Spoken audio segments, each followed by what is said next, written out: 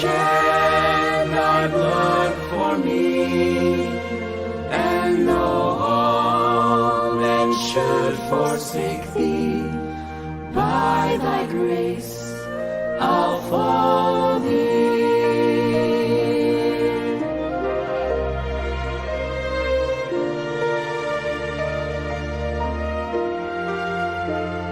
Though you lead me through affliction, poor forsaken though I be, thou wast destitute, afflicted, and I only follow thee.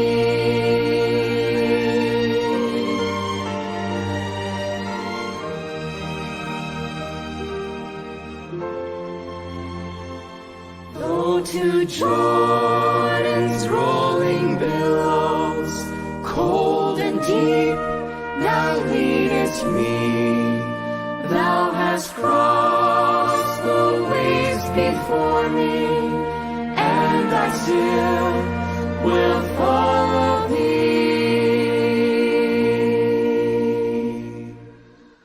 I will follow thee, my Savior, thou didst shed thy blood for me, and though all men should forsake thee, by thy grace I'll follow thee.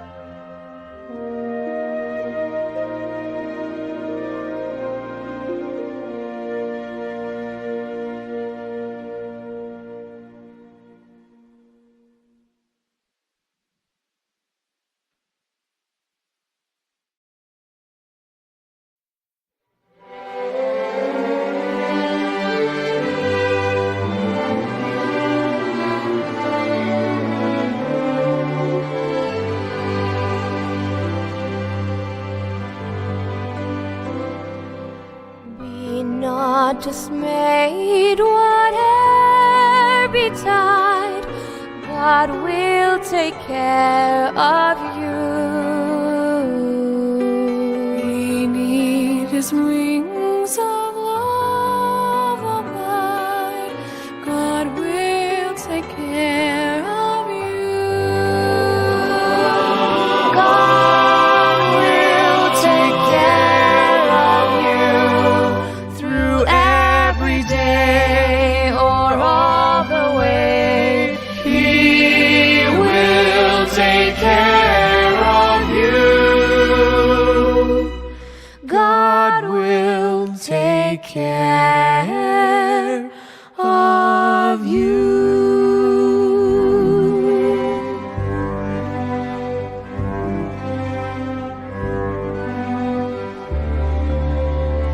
All you may need, He will provide. God will take care of you. Nothing you ask will be denied. God will take care of you. God will take care of you through every day or all the way. He will take care of you. God will take care of you.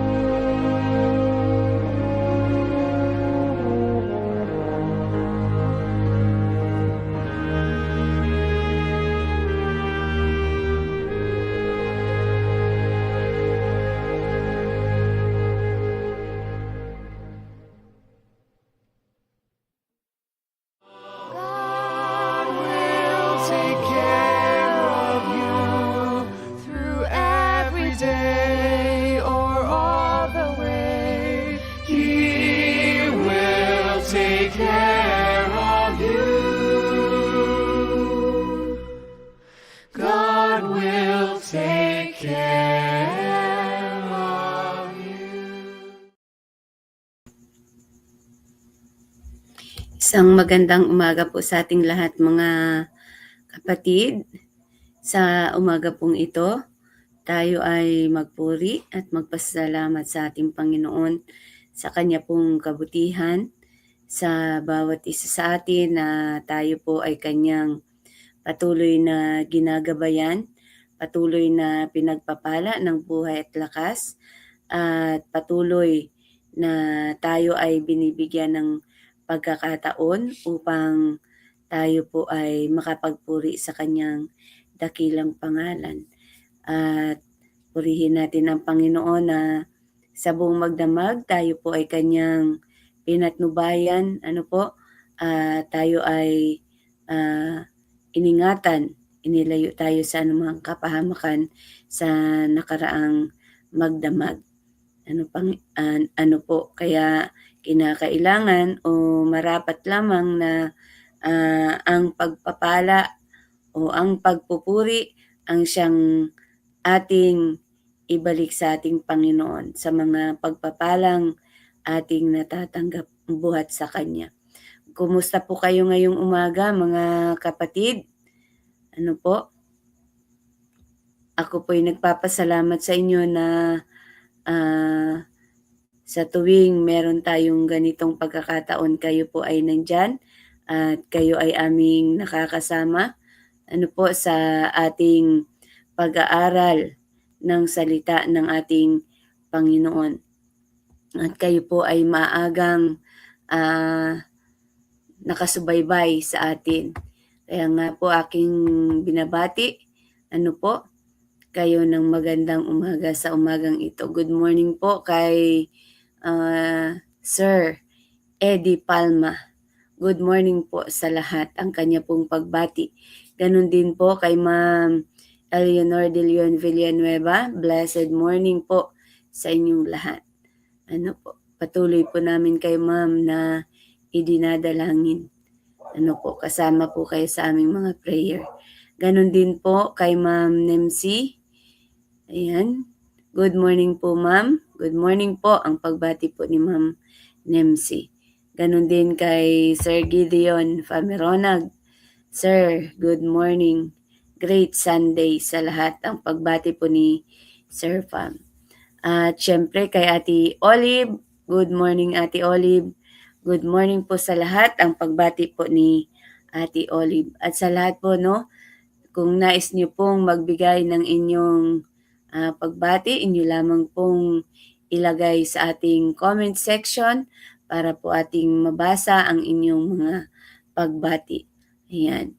So sa lahat po, good morning po sa mga kasama natin sa Hope at Calvary, sa likod ng Hope at Calvary.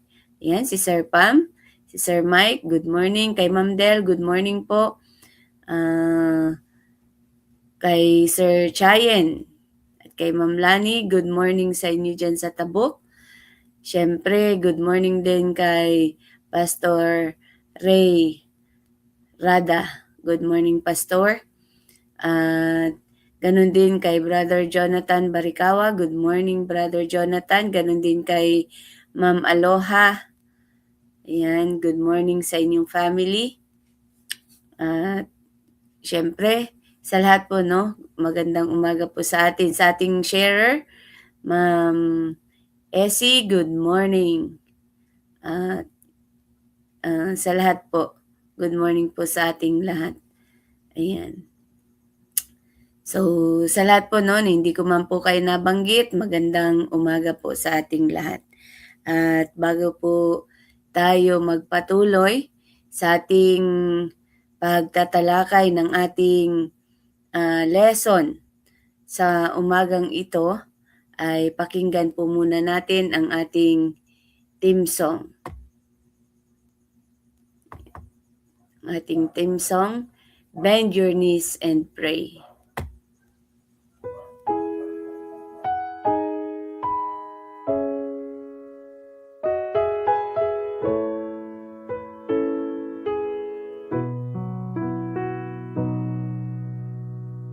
When your days are dark and bleak, when your strength is is growing weak, when you feel there's no relief, you're alone and no one sees, when your life is caving in, and though you've tried, you just can't win. You wonder, will it ever end? Will it ever end? There's only one thing I can say, one way I know you'll be okay, no matter what life throws your way. Just bend your knees and pray.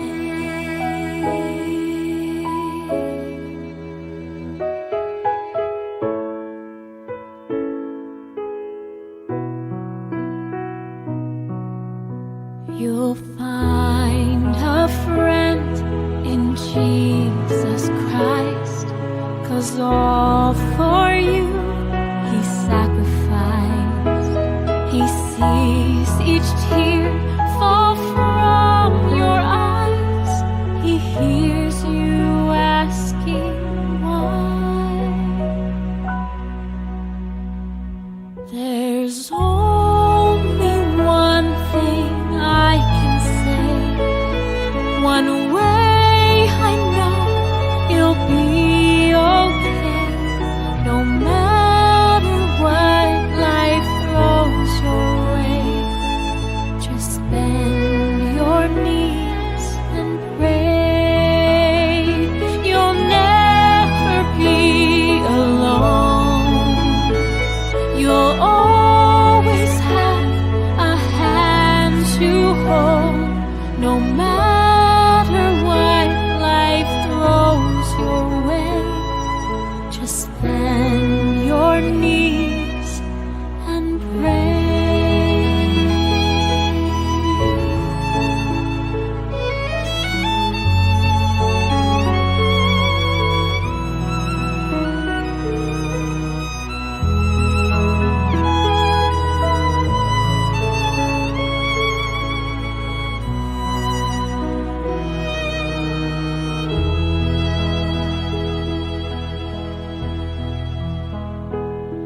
You'll never be alone. You'll always have a hand to hold, no matter what life throws your way. Just bend your knees and pray.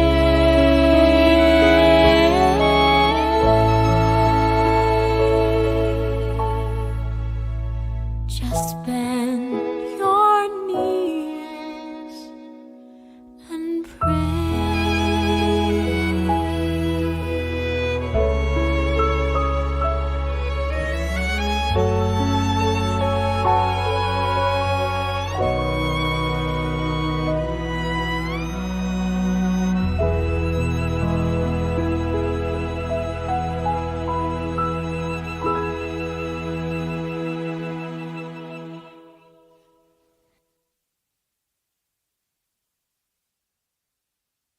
There's only one thing I can say, one way I know you'll be okay, no matter what life throws your way. Just bend your knees and pray. Ayan. So, tayo na po mga kapatid ay magpapatuloy na sa ating pag-aaral sa umagang ito. Ano po? At bago po iyon, tayo po muna ay pansamantalang pumikit at tayo po ay manalangin.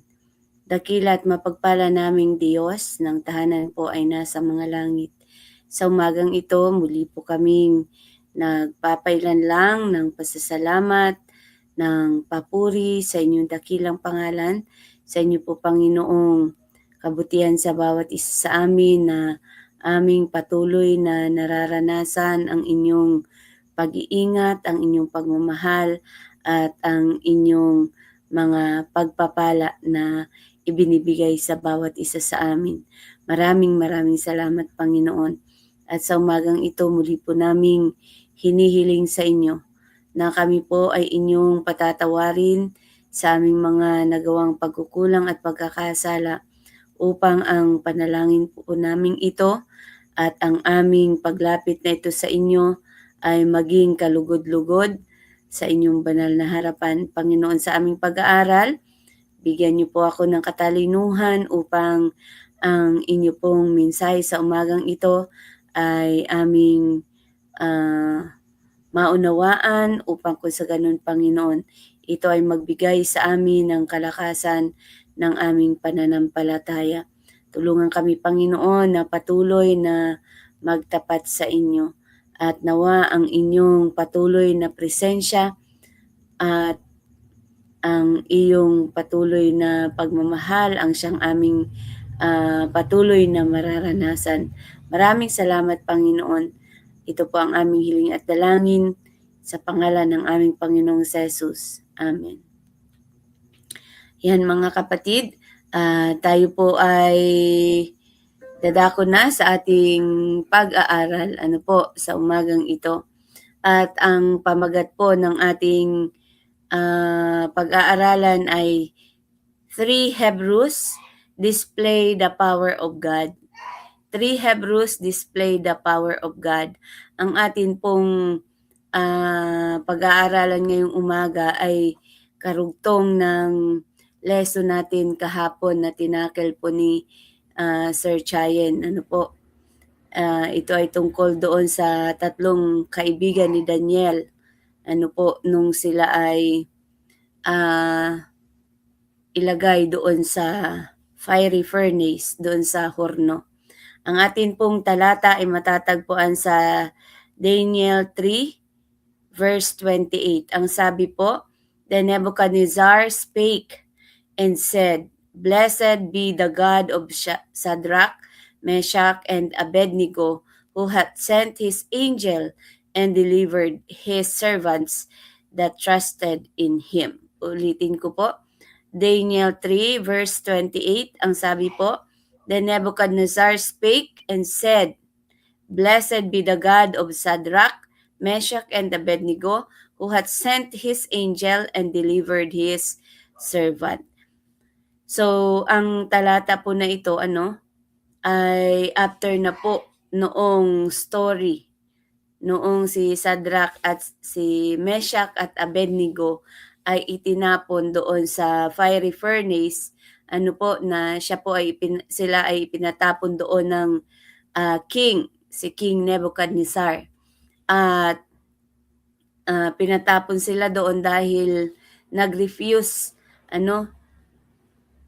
sila na mag-worship doon sa golden image. Hindi sila nag-worship doon sa pinatayo ni King Nebuchadnezzar na golden image. Instead ay sila ay nung sila ay nag-refuse, mga kapatid, sila ay itinapon doon sa fiery furnace. Pero ang sabi sa ating lesson, God protected them sa pamamagitan ng kanyang mga anghel. At hindi lang yon, kasama nila ang Panginoon. So ito pong Daniel 3, verse 28. Makikita natin kung uunawain po natin ito ay ang Panginoon ay ino-honor niya at inililigtas niya yung mga tao na nananatiling faithful sa Kanya. Yung mga taong sumusunod sa Kanya kahit na doon sa danger. Kahit ang buhay ay nasa danger, ay iyon ay proprotektahan ng Panginoon kapag nananatiling tapat sa Kanya. Ano po, noong si Shadrach, si Meshach at si Abednego ay nag-trust sa ating Panginoon at sila ay nag-refuse na i-disobey nila ang hari, ay kanyang ipinadala ang kanyang mga anghel para i-rescue sila doon sa nagbabagang apoy. Imagine, pinainit ng makapitong beses. Ayan. So, dahil po doon sa miracle na iyon, na ang 30 ito ay hindi nasunog, hindi namatay doon sa napakainit na horno. Itong si King Nebuchadnezzar ay na-recognize niya yung kapangyarihan ng ating Panginoon. Kaya may mga lesson po tayo dito lang po sa verse na ito, ay may mga lesson na tayong makukuha. Ang una ay pinoprotektahan ng Panginoon yung mga taong nagtitiwala sa Kanya. So yung tatlong ito na mga lalaki ay completely po sila nag-trust sa ating Panginoon, even if it meant death. Di po ba? Kahit na alam nila na sila ay mamamatay, pero mas pinili nilang magtapat sa Panginoon at hindi nila sinunod ang kagustuhan ng hari. Ang pangalawa po ay faithfulness to God is more important than obeying wrong commands. So mas mahalaga yung maging tapat sa Panginoon kesa doon sa sumunod sa maling utos ng hari. Kasi sila ay nag-refuse to worship the king's image. Di po ba, mga kapatid? Kasi ang kanilang pinuri lamang, ang kanilang winorship ay ang Panginoon lamang. At ang pangatlong lesson na makikita natin dito ay God can deliver His people from impossible situation. Yes, mga kapatid, na makikita natin sa sitwasyon noong tatlong magkakaibigan na ito, tatlong kaibigan ni Daniel, ay imposible na sila ay maligtas. Pero sa atin, sabi sa atin dito sa talata na ito, ipinakikita na God can deliver His people from impossible situation. Makita naman natin at mababasa natin yung fiery furnace ay hindi sila nasaktan nang sila ay itinapon doon dahil nag-intervene ang ating Panginoon. At ang pang-apat ay na lesson na makikita natin sa verse na ito ay faithfulness or faithful witness can lead others to recognize God. So sa pamamagitan po ng tatlong ito, si King Nebuchadnezzar ay pinuri niya ang Panginoon at nakilala niya ang Panginoon after na makita niya yung miracle na nangyari dito sa tatlong magkakaibigan na ito. Ganun din po sa atin, mga kapatid, when we stay loyal to God, kahit na nasa difficult situation tayo, pag tayo ay nanatiling tapat sa ating Panginoon, po ang sabi sa atin sa talata na ito? Ang Panginoon ay isa sa atin at tayo ay proprotektahan at i-honor ng Panginoon ang ating mga pananampalataya. Maging nandoon man tayo, mga kapatid, sa bingit ng kamatayan, kapag tayo ay nagstay loyal sa ating Panginoon, nandyan ang Panginoon para protektahan tayo sa kapahamakan na maaari nating maranasan. Ang sabi po sa pagpapatuloy ng ating pinag-aaralan ngayong umaga, in their wonderful deliverance were displayed before that vast assembly the power and majesty of God. So yung noong yung tatlong Hebrews ay naligtas doon sa fire. Maraming mga tao ang tumitingin. Kaya ginamit ng Panginoon ang miracle na ito, mga kapatid, para ipakita sa bawat tao na nakakakita doon. Ipakita doon sa mga tao na yun yung kanyang great power at yung kanyang glory. Ipinakita niya na ang Panginoon, ipinakikita noong miracle na iyon na ang Panginoon ay stronger than the human or than any human king. Kahit na po sinong pinakamakapangyarihang hari dito sa mundo, ipinakita po na wala pa ring tatalo sa kapangyarihan ng ating Panginoon. Jesus placed himself by their side in the fiery furnace, and by the glory of his presence convinced the proud king of Babylon that it could be no other than the Son of God. Imagine mga kapatid, bukod doon sa ipinadala ng Panginoon na mga anghel, ang sabi sa ating lesson ay Jesus himself was with them in the fire, to protect them. Nandun mismo ang Panginoon sa fire para sila ay protektahan. At nung ang hari ay tumingin doon sa fiery furnace, ay nakita niya yung yung ikaapat na tao doon na lumiliwanag with the divine glory. Imagine, nakita ni King Nebuchadnezzar na bakit 3 lamang ang itinapon pero bakit may pang-4 na ang sabi niya ay bakit yung pang-4 ay katulad ng anak ng Panginoon. Doon niya na-realize na na ang tao na iyon, nakasama yung pang-4 ay ang Son of God. So, ito pong pagkakataon na ito, ay nagpapakita na ang Panginoon ay personally pinoprotektahan niya ang kanyang faithful people, mga kapatid. So, sa atin, maaaring maranasan din natin ang ganito, mga kapatid. Hindi nga lamang doon sa fiery furnace, pero maraming pagkakataon at may mga tao na talagang makakapag testimony sila na talagang sa oras ng kapahamakan ay personally prinotektahan sila ng Panginoon.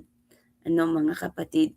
So, the light of heaven, ang sabi pa po, had been shining forth from Daniel and his companions until all their associates understood the faith which ennobled their lives and beautified their characters.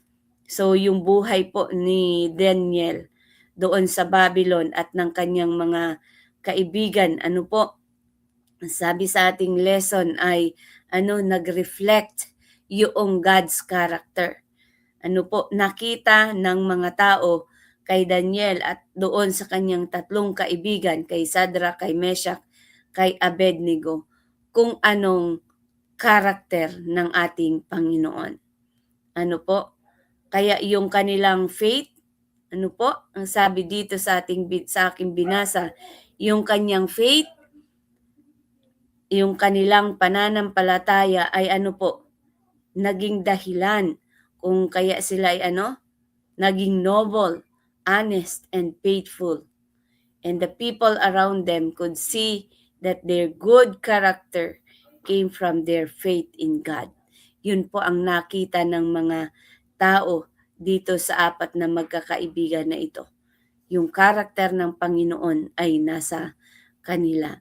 By the deliverance of his faithful servants, the Lord declares that he will take his stand with the oppressed and overthrow all earthly powers that would trample upon the authority of the God of heaven. So sa pamamagitan ng miracle na ito ay ipinakita ng Panginoon ang napaka-importanteng katotohanan. He defends. Ano yung importanteng katotohanan, mga kapatid? Na He defends those who remain faithful to Him, especially when they are treated unfairly. Yun, mga kapatid. Dinidepend ng Panginoon, pinoprotektahan ng Panginoon ang mga tao na mananatiling tapat sa Kanya. At ano pa po? Ano yung katotohanan na ipinakikita dito? Any earthly power that tries to oppose God will eventually defeated. Dahil ano po? Dahil ang authority ng ating Panginoon is greater than all human powers. Ito po yung pinakikitang katotohanan dito sa kwento na ito. Sabi pa po, what a lesson is here given to the faint-hearted, the vacillating, the cowardly in the cause of God. So, ang story po na ito, sa atin ay may maraming mga lesson. Marami tayong lesson na makukuha dito na halimbawa, kapag tayo ay takot, uncertain, tayo ay mahina na tumayo para sa Panginoon. Ang kwento po na ito ay nagre-remind sa ating mga mananampalataya na na dapat tayo ay hindi tayo maging timid o hindi tayo maging matakot kapag tayo ay kinakailangang manatili o tumayo kung ano yung tama, mga kapatid. So kasi sabi dito ay faint-hearted. Pag sinabi po nating faint-hearted, ito po yung mga tao na madaling mawalan ng pag-asa. Kasi may mga tao pong madaling mawalan ng pag-asa, lalong-lalo na kapag sila ay nakakaranas ng ng mga pagsubok sa kanilang buhay, ay madali silang ma-discourage. Yun po, faint-hearted. Pag sinabi naman po natin, sabi dito ay the vacillating. Pag sinabi naman po nating vacillating, ito naman po yung mga tao na madaling mag-change ng kanilang mga decision. Kumbaga ay nakapag-decide na sila na sumunod sa ating Panginoon. Pero kapag nakaranas sila ng kaunting hindi magandang pangyayari, yung kanilang decision na sumunod sa Panginoon ay nagbabago agad. And then, ang sabi pa dito ay cowardly in the cause of God. So, ito naman po yung mga tao na kumbaga sila ay takot na tumayo. Takot sila na tumayo na panindigan yung kanilang pananampalataya sa ating Panginoon.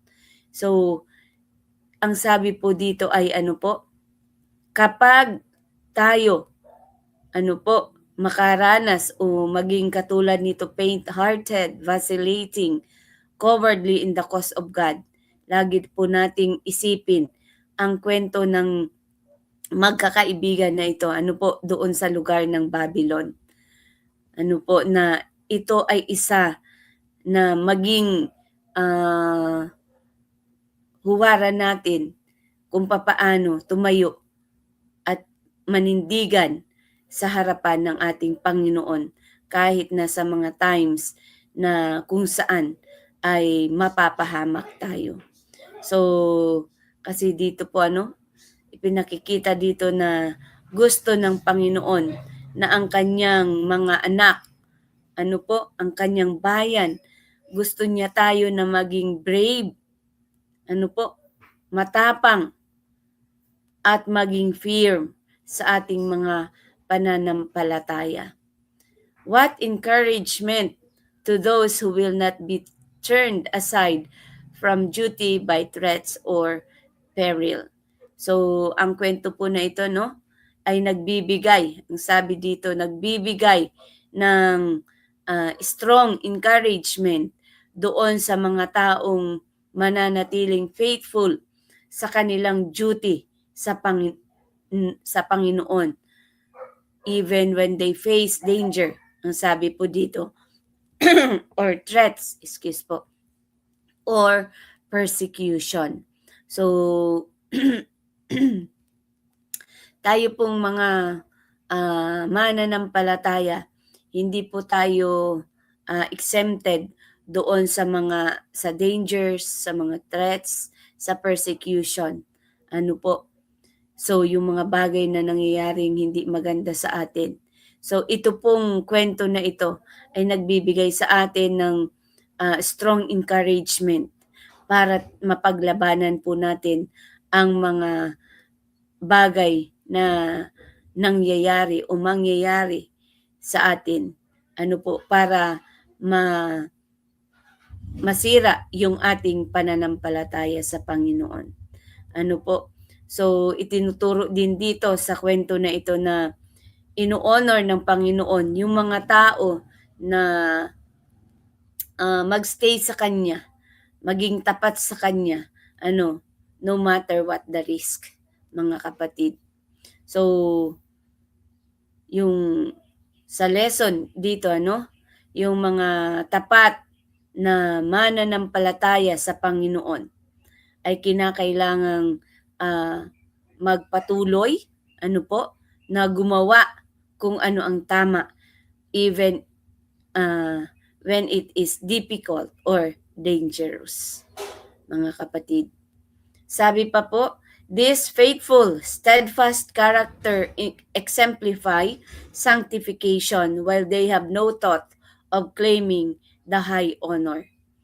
So the steadfast character exemplifies sanctification while they have no thought of claiming the high honor. So, ibig sabihin, yung mga tao na mananatiling tapat sa Panginoon ay nagpapakita kung ano yung true sanctification. Ano po, pag sinabi kasing true sanctification, ito po yung buhay, na kung saan na-transform na ang kanilang buhay at ang kanilang buhay ay naging ginawang holy ng ating Panginoon. Yun po ang sanctification. So, ang mga tao po ang sabi, kapag ang mga tao po ay nananatiling tapat sa Panginoon, whatever the risk, kung ano man ang kapahamakan na kanilang susuungin, dadanasin o dinanas, at sila po ay nanatiling loyal sa Panginoon. Yun po ay ang sabi, yun po ay true sanctification. Dahil sila ay nabago na, ginawa ng holy ng ating Panginoon. Bagaman po sila ay, syempre, nandito pa sa mundo, nananatiling nananatiling nagkakasala pa rin. Pero sila ay mga kapatid. Sila ay nananatiling tapat sa ating Panginoon. Sila po ay na-transform na. So, ang mga tao na ito ay kapag sila ay napakita po nila yung true sanctification, ang mga tao na ito ay nabubuhay na righteous. Meron silang righteous lives. At ang mga tao na ito, ang sabi sa ating lesson ay hindi nila sinisik yung i-praise sila.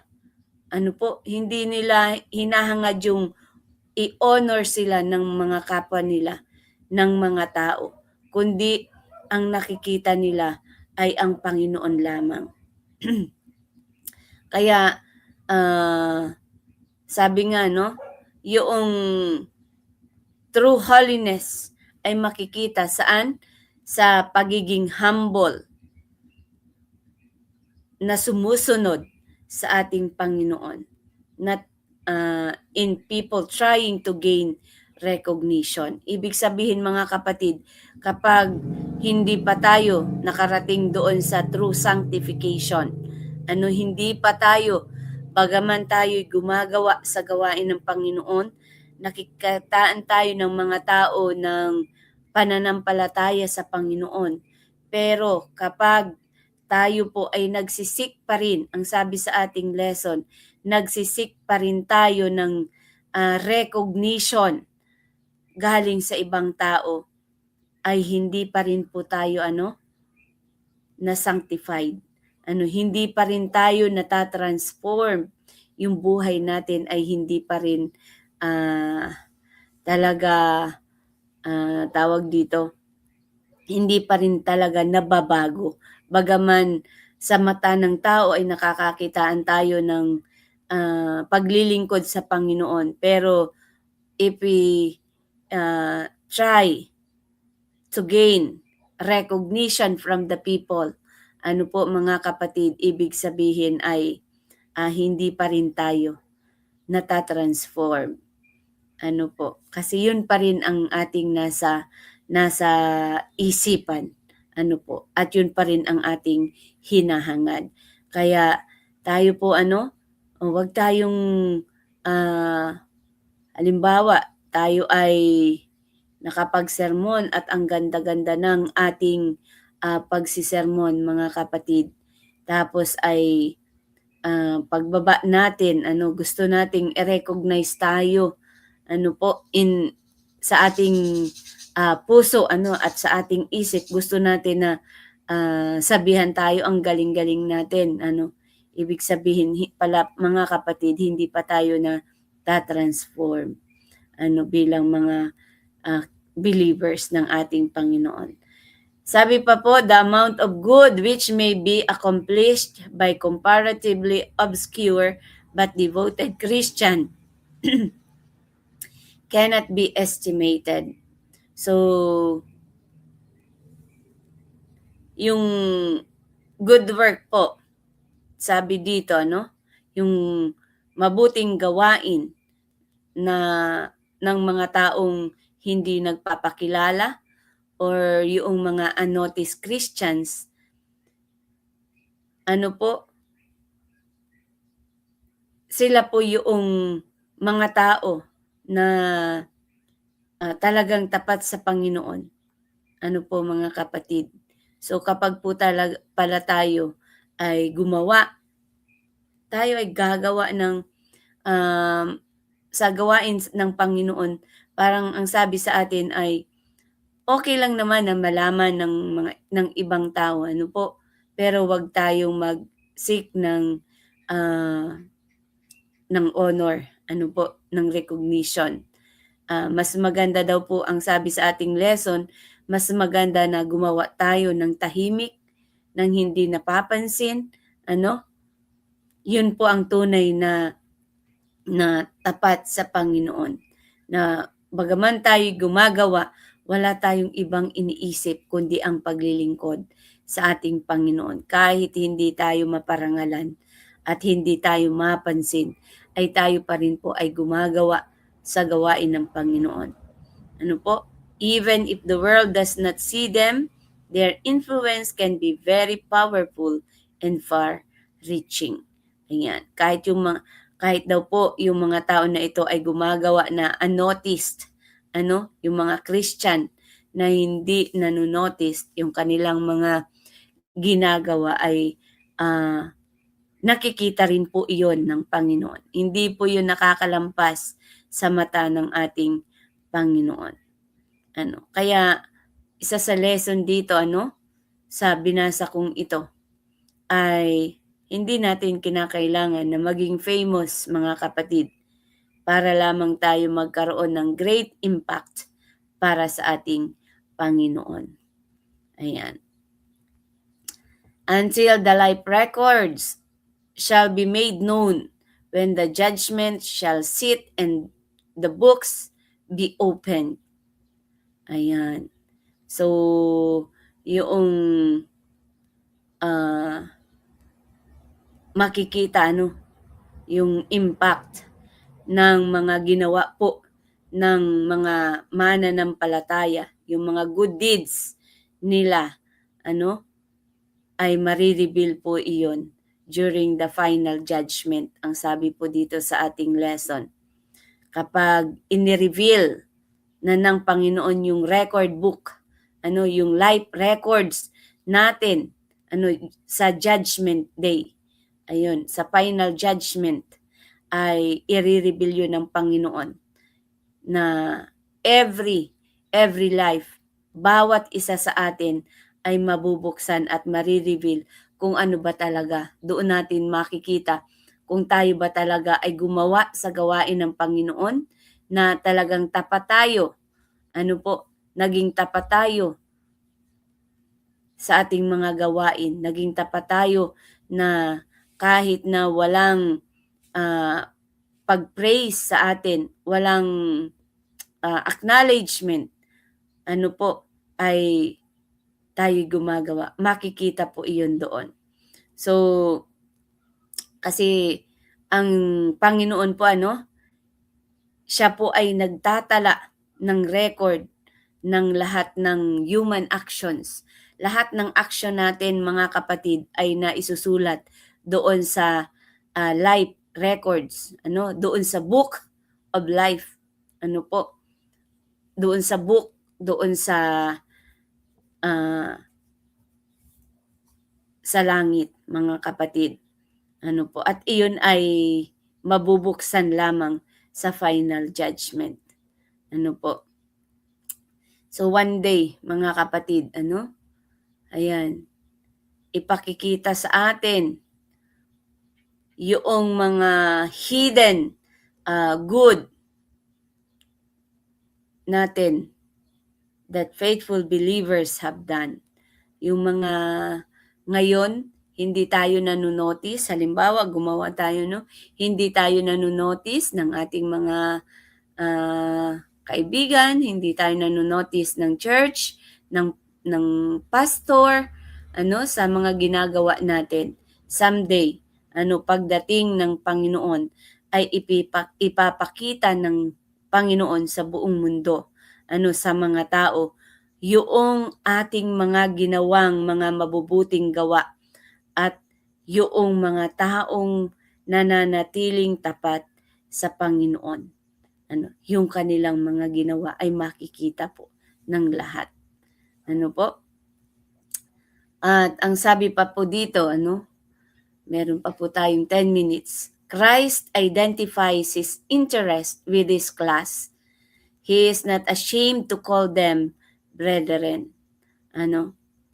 Ibig sabihin pala, mga kapatid, tayo, kapag tayo'y naging faithful believers, ang mga faithful believers, mga kapatid, ay pala'y kino-consider ng ating Panginoon na kanyang kapamilya.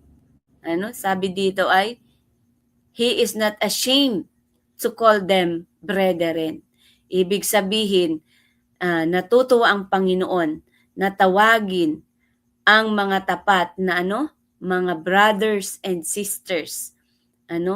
Dahil itong mga brothers and sisters na ito na tinatawag, kino-consider ng ating Panginoong Hesus na mga kapatid, ay they choose to follow Him and live for God.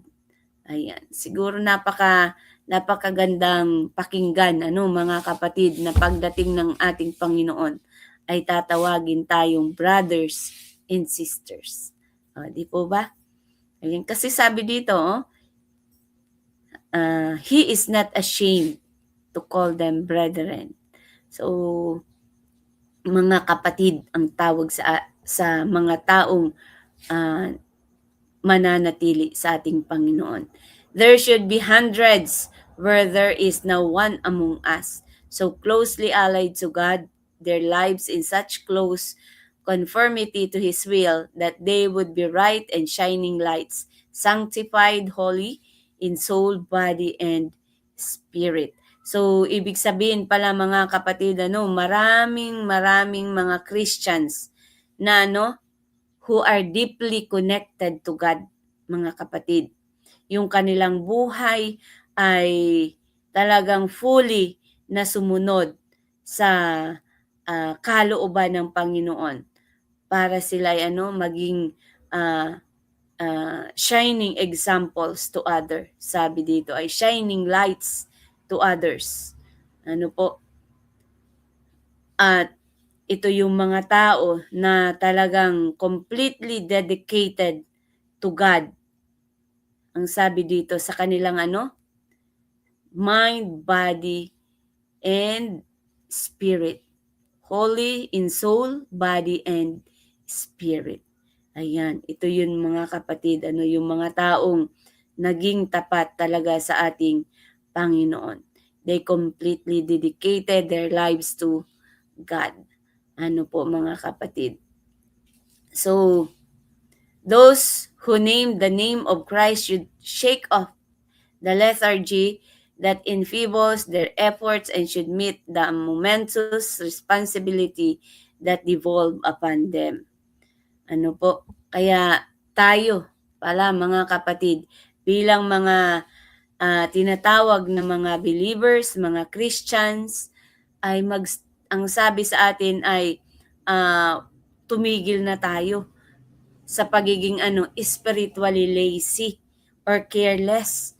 Tumigil na daw po tayo, i-stop na natin ito. Wag na tayong maging patamad-tamad, ayan.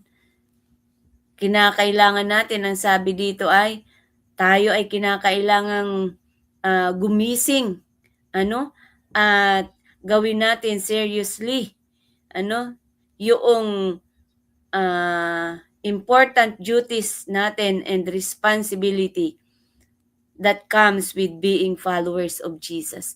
Bilang mga tagasunod ng ating Panginoon, mga kapatid, tayo ay may malaking responsibilidad. Ang sabi sa atin, wag na tayong patamad-tamad. Minsan ay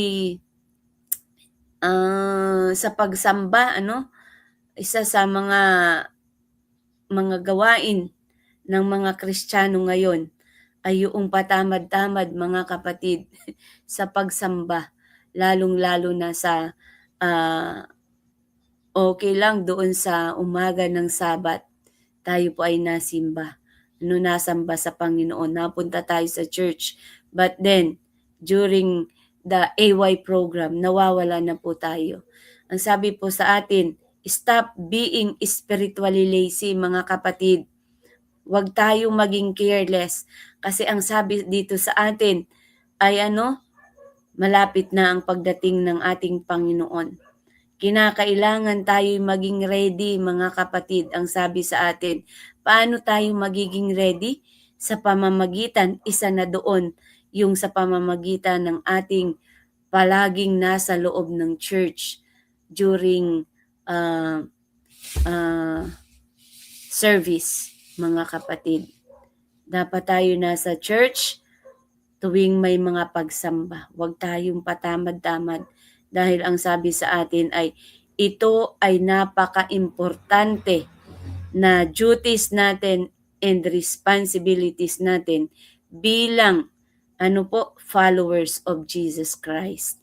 Ang sabi dito ay responsibility that devolve upon them. Ayan. So marami tayong responsibilidad, mga kapatid, sa ating Panginoon.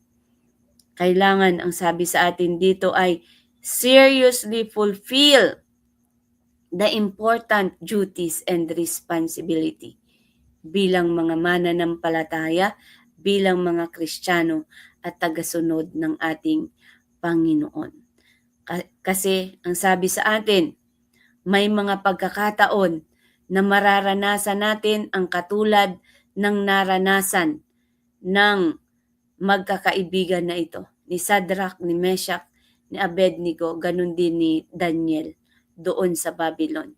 Kung kaya't ang ating hinihimok tayo sa ating lesson ay hinihimok tayo ng ating Panginoon na maging masipag tayo sa gawain ng Panginoon.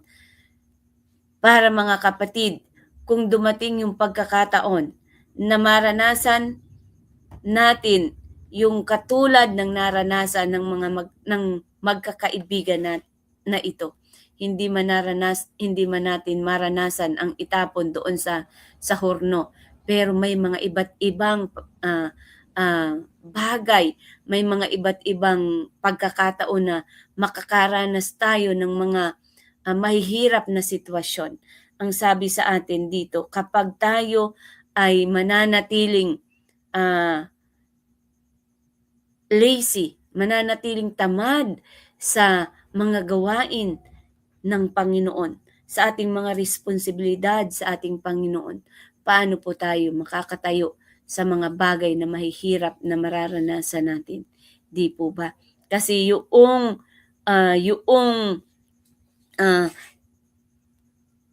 ating paggawa sa ating mga gawain, sa ating mga responsibilidad sa Panginoon, isa ito sa nagpapatatag ng ating pananampalataya. Kung kaya't pag dumating ang panahon na makaranas tayo ng mga pagsubok, mga mahihirap na bagay na katulad ng magkakaibigan na ito, ay mananatili tayo na tapat sa ating Panginoon. Ang sabi nga doon, ano po ang sabi ng tatlong magkakaibigan na ito sa ating past lesson, sa mga nabanggit ng sa mga nakaraang araw, ano po ang sabi ng tatlong ito sa harapan ng hari? Ano po ang sabi nila? Iligtas man kami o hindi man kami iligtas, ay mananatili kami sa Panginoon. Sana ganun din tayo mga kapatid, at magagawa lang natin ito kung lagi nating gagampanan ang ating mga duties, mga responsibilities natin sa ating Panginoon. Kasi sa ating pagganap sa ating mga tungkulin, actually yung pagsimba po ay hindi mahirap gawin, di po ba? Pero ang sabi sa atin, nagiging spiritually lazy tayo. Kaya po tayo, nagiging half Sabbath lang tayo. Nagiging, kung magsimba tayo ay, lamang, kalahating araw sa araw ng Sabat. At ang inyong lingkod po ay, hindi rin exempted dito. Ito po'y akin din. Reminders din ito sa akin. Dahil paminsan ay alam ko sa akin sarili na ako ay nagiging spiritually lazy, mga kapatid, or careless sa mga bagay-bagay. Kaya ito'y para po sa ating lahat, mga kapatid, na nire-remind sa atin na wag tayo, lalong-lalo na sa panahon natin ngayon, wag tayong maging careless sa mga bagay na ikalalago ng ating pananampalataya sa Panginoon. Ayan po mga kapatid, ang ating lesson sa umaga pong ito. So, ayan, bago po tayo tuluyang magpaalam, ay nais ko po munang batiin ang mga nagbigay ng kanilang pagbati ngayong umaga. Good morning po kay Sir Jimmy Rada. Good morning po, ma'am. Good morning din po sa inyo. Kay Ma'am Vilma Bumatay. Good morning, Ma'am Lynn. Good morning din, ma'am. Kumusta po kayo? Palagi rin po kayong nasa aming panalangin. Po, ma'am, na kayo po sana ay pagalingin ng Panginoon. At alam naman po namin ang inyo pong paglilingkod sa ating Panginoon. Po. Kaya palagi po naming idinadalangin na kayo po ay gumaling at makapagpatuloy po sa paglilingkod sa ating Panginoon. Good morning din po, Ate Lita Masangkay. Ano po, Ate Lita, good morning. Kay Kuya Orlan Mariano, good morning po. Ayan, kay Ma'am Naning Makaraig, good morning po. At kay Ma'am Jane Catherine Monte Alto Rosita, good blessed day po. Kay Ma'am Del, ayan, mayroon po si Ma'am Del bigay sa atin, karagdagan. May we find faithful to God, who is always at our back when we face challenges and stand firm to Him like Shadrach, Meshach, and Abednego. Amen po, ma'am. Talaga pong sana, nawa tayong lahat ay maging faithful sa Panginoon. Dahil anuman ang ating kaharapin, ang sabi nga sa ating lesson, nandyan ang Panginoon. Personally, ang Panginoon ay tumutulong po sa atin. Katulad ng naranasan ng magkakaibigan na ito na sila po ay tumayong matibay sa kanilang pananampalataya. At tama po, Ma'am Del, sana po yan ang ating patuloy na panalangin na tayo ay matagpuang tapat sa ating Panginoon. Ayan po. So, maraming salamat po. Tayo po ay nasa oras na. Sumabra na po tayo ng 2 minutes. Po? Kaya tayo po ay mananalangin na po. Ayan. So, tayo po ay mag-pray. Dakila't mapagpala naming Diyos na ang tahanan po ay nasa mga langit.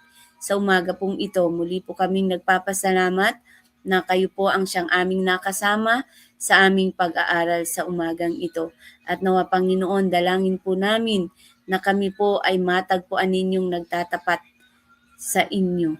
At nawa Panginoon, patuloy kaming gagabayan na sa aming mga karanasan ay kami po ay inyong gagabayan na bagaman makaranas kami ng mga mahihirap na bagay, anuman po ito ay kami po'y manatili na nakatayo sa inyong banal na harapan na merong pagtatapat. Panginoon, dalangin po namin sa umagang ito na kayo po ang siyang patuloy na gumabay sa amin.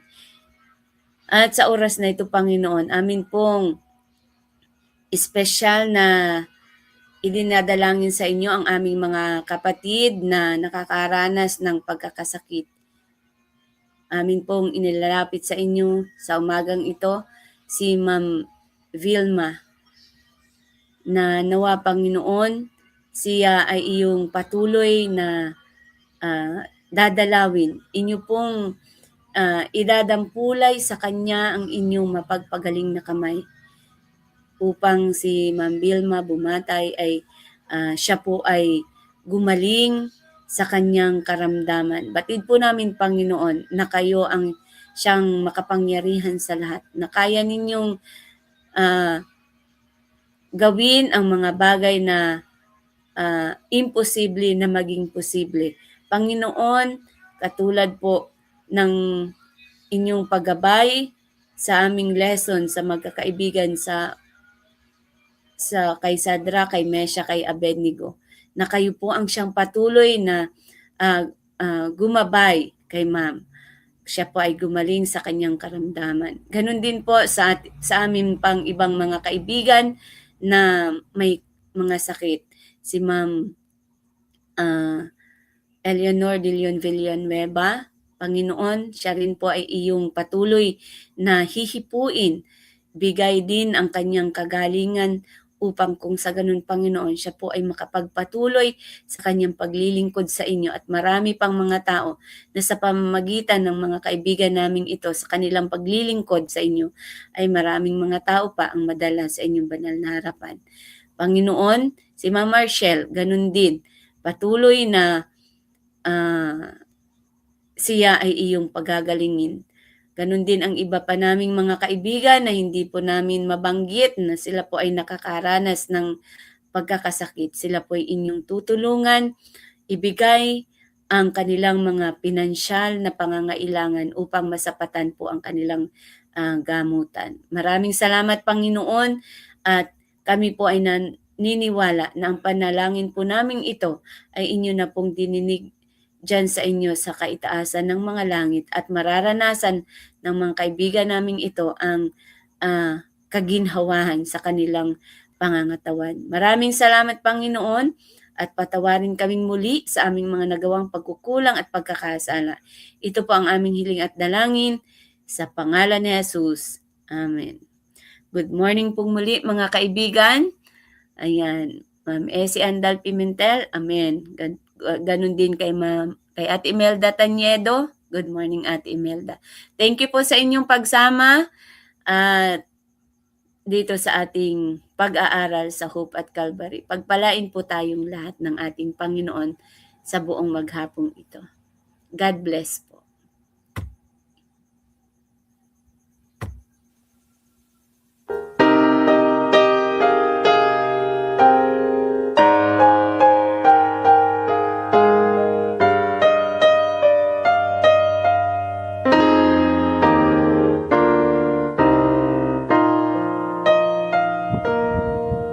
May mga yugto ng buhay sa ating paglilingkod.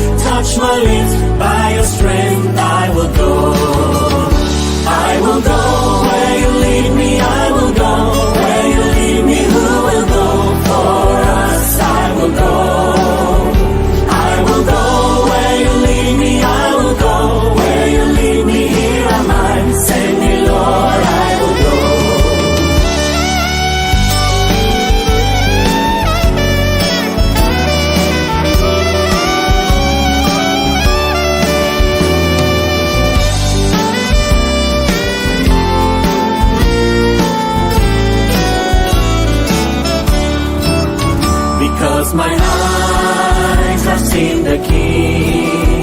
I must tell all the world, worship Him. In all the nations, in all